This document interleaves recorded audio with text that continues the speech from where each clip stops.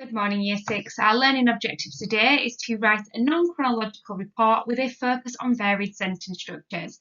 So, this will be the fourth lesson in our planning sequence, and we have done lots of work now around the Day of the Dead. So, you have done work on the Mexican skulls, and you've designed one and got some vocabulary to describe them. That language can be used in your writing.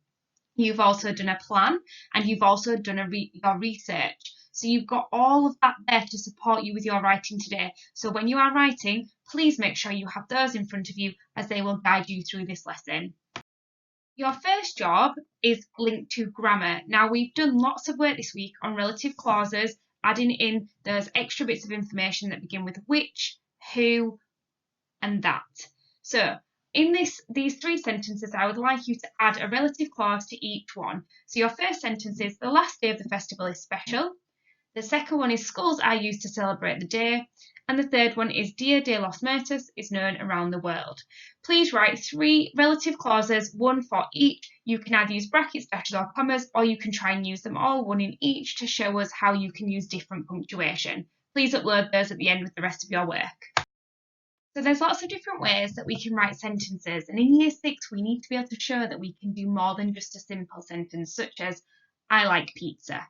We have to be able to think carefully about how we can vary these to make our writing much more interesting. So I've put questions. How can we start sentences? So have a think about all the different ways you can think of to start a sentence. Thinking about why we do it in different ways, I've just sort of answered that by saying it's to make our writing more interesting. People don't want to read writing where it starts with the every single time. It's too simplistic, and in Year 6, moving and transitioning to high school next year, we need to be showing just how wide a range of vocabulary we can use to start our sentences. So have a little note down now quickly. How many ways can you think of to structure sentences? And on the next slide, we'll go through a few that could be used for this piece of writing. So now I've got a few here, so I wonder how many you came up with. These are just ones I was thinking might be suitable for this piece of writing. So we've got using a determiner like the or a or an, okay? Even it can be used, but that's more used as a pronoun. Quite a simple way, can be very effective, but not to be used all the time. The next one is the fronted adverbial. We've done lots of work on these, and this is something you're taught right at the start in Year 2. So it's something we should be doing all the time quite naturally. So we've got when, it describes when, where, or how something happens. So I've got in Mexico, during the festival, on the streets. That should help us to think, perhaps this is how I'm going to start my sentences. The next one I've got is verb, and ending in ing. So dancing, the people of Mexico celebrate life after death. So using a verb that ends in ing and then continuing the sentence with it. I've got parenthesis, which is what we have been focusing all week, so I do expect to see that in your writing at least once this week. Conjunctions. Now these can be used in the middle of a sentence to join clauses together, or they can be used at the beginning of a sentence. So and, so, and but, those are ones that join two clauses together. Two independent clauses, two bits of a sentence that make sense on their own. They're coordinating. You can't really use those to start a sentence. You can, but it's not grammatically accurate all of the time, so it's best to use them as joining words. The second lot, after the or, although, because, however, therefore, are an example of some subordinating conjunctions. And if you do use those at the beginning of a sentence, you would need to use a comma to separate the clauses. For example, although the people of Mexico celebrate the Day of the Dead festival, comma, it can be celebrated all around the world, full stop. So two separate clauses there. And then the final one is a D sentence using a colon. So in between the D and D, you can see there is a colon. This separates two independent clauses again, but it is a description, first D, followed by detail about that description. We're going to go over these in the next slide, so you've got a bit of an idea of what they are. I'm here just to show you another way that you can vary your sentence structure, and that is to use a colon to separate clauses. So if we look at the coloured sentence here, we've got the Day of the Dead Festival is a national celebration, and a colon. It recognises the importance of remembering loved ones. This is what we call a DD sentence, and we've talked about these a little bit in class. So the first clause in red is a description of the festival. The Day of the Dead Festival is a national celebration. That describes what it is. But then the second clause is independent, it would make sense on its own. gives more detail about the first one, and then the colon, the piece of punctuation, joins them together. So in green, it says it recognises the importance of remembering loved ones. So the first part of the sentence in red is a description of the Day of the Dead, and the second part in green is more detail about the celebration. So it says it recognises the importance of remembering loved ones. The DD sentence is just a really easy way to remember a description then detail sentence, and it is used by having a colon in between the two independent clauses. You can have a go at writing one yourself that would link to the Day of the Dead, but it would be great to see some of this in your writing. If you are somebody who is aiming for greater depth in your work in writing, this is something that I would love to see. It's just that next level push to show that you are capable of using a range of sentence structures. Here are just some further examples for you. You might take some inspiration from these for your writing, so you can keep looking back at the PowerPoint to help you. Obviously, as we've talked about before, you can magpie ideas, steal them, but we have to change some of the structure in order to do that. I don't want to see my words in your writing. Another focus in Year 6 is that we need to be showing that we can use these Year 5, 6 and Year 3, 4 words. So I've asked you to create a sentence using one of the words below. How can you make it descriptive? So think carefully about how you can do that, and can you use it in one of the pre-mentioned sentence structures before? So if you go back a couple of slides, you've got all those lists of different ways to structure sentences. Could you do one in that way using one of these words? I would particularly think that the words that we have chosen here are ones that will be really suitable for your writing. So if I was you, I would keep looking back at this list when I'm writing to see if I've managed to get any in. You only need a couple of examples through a piece of work, and it can be ticked off your tick list for Year 6. Now we've thought about a sentence structure, we've got our plan, we've got our research, and we're going to be writing our first paragraph of the non-chronological report today. So the first thing I want you to do is decide your title. If this was to appear in a book, what would the title be of this piece of writing? It could be something as simple as the Day of the Dead Festival.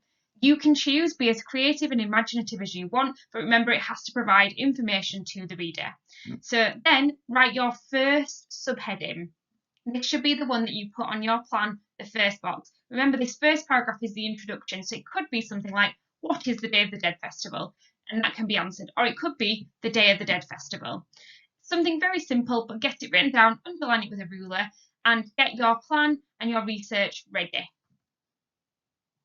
So just as we would in class, I have done a little modelled write for you, so a WAGOLL, what a good one looks like, and I've started by highlighting some things, so I will talk you through it. Now, we have got, first of all, our subheading, what is the Day of the Dead? There I've used a question mark, I've underlined it, it's very clear to my reader that this is the starting point for my topic, my text. So, the first sentence says, Day of the Dead is a 2-day celebration which unifies the living and the dead, where they respect and admire their deceased family members. So, that first sentence, within that, I have got a hyphen within 2-day. So again, that's a Year 6 piece of punctuation, so I've just got it in there because I know it takes 2 days for the celebration. I've then highlighted which unifies the living and the dead. That is highlighted because that there is a relative clause. I could have, if I'd wanted to, do it in brackets, but I chose to do it in commas. I could have done it in dashes, but again, I chose to do it in commas.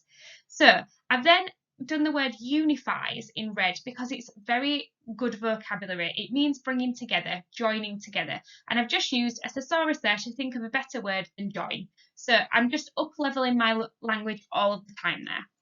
Then I've done deceased as well in red because that's an impressive vocabulary choice. Obviously, we know that it means dead. It just sounds much more pleasant and probably more efficient of a word to use there. It sounds much more pleasant within this context. The second sentence, it has taken place in Mexico for hundreds of years and is a traditional celebration for those communities. In that sentence, I've started with it, but I haven't started with it before, so that's okay. And then I've got and in there, my coordinating conjunction to join those two sentences together. In more recent times, the reputation of the festival has spread and can now be seen often being used as a Halloween costume for all across the globe. In this last bit of it, I've put down about the reputation of the festival. I've started that sentence with in more recent times, which is a fronted adverbial. So again, just trying to do a little bit more variety in my opening of sentences. And the reputation of the festival has spread. Again, I've used and, that's okay. I'm just joining together those ideas. and it can now often be seen used as a Halloween costume for all across the globe. I'm just saying that people may have recognised this festival before. That is just my introduction. I don't want any more there. It's just opening up what it is. So my reader knows it takes 2 days for them to celebrate it. They also know that where it happens in Mexico, they know what it symbolises, bringing together the living and the dead, and they know that the celebration is now known globally. So that is just an overview of what the Day of the Dead is. So it's over to you to write yours now. Be thinking very carefully about your sentence structure. Remember, trying not to repeat the opening of the sentence every time, thinking about your vocabulary choices, and trying to get a sentence in there with some parenthesis in. Look forward to reading these from you. Written your introduction, you should do cuts before uploading your work and submitting it to us to mark. So I've just put an image there to remind you what cups is. So you check for the C, which is capital letters. Have you used them in the correct places? Have names like Mexico and Day of the Dead got capital letters because they need them, they are proper nouns.